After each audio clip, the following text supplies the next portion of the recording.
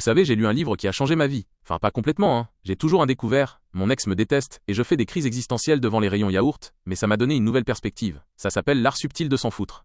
Alors déjà, énorme déception, c'est pas un guide pour devenir un sociopathe. J'espérais des conseils pratiques, genre, comment ignorer les pleurs d'un enfant dans un avion?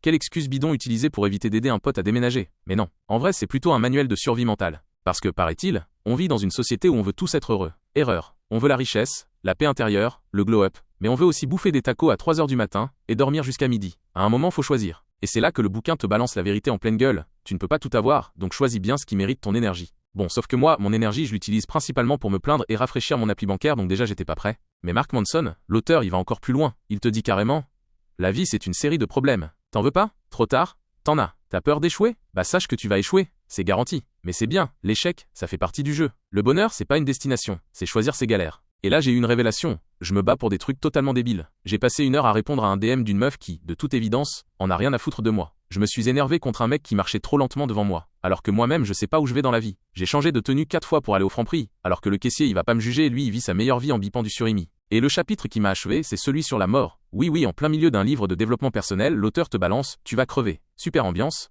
Mais en fait, il a raison. On passe notre temps à flipper pour des conneries, alors qu'un jour on sera plus là. Ce dossier en retard au taf, on s'en fout. Ce texto auquel elle répond pas, on s'en fout. Ce régime que tu veux commencer lundi, on s'en fout. T'es foutu, mange ton burger. En fait, l'art subtil de s'en foutre, c'est pas un livre pour apprendre à ignorer tout le monde et vivre comme un ermite. C'est juste un rappel que t'as un stock limité de j'en ai quelque chose à foutre dans ta vie. Alors autant pas tout gâcher sur des débats Twitter et des influenceurs qui te vendent du thé détox. Bref. Maintenant, quand quelqu'un me dit « faut toujours voir le côté positif », je lui réponds « non, parfois la vie est nulle, et c'est ok, mais au moins, maintenant j'ai appris à choisir mes galères. Genre plutôt mourir que refaire la déco d'un appart que je loue. Et toi c'est quoi ta prochaine galère ?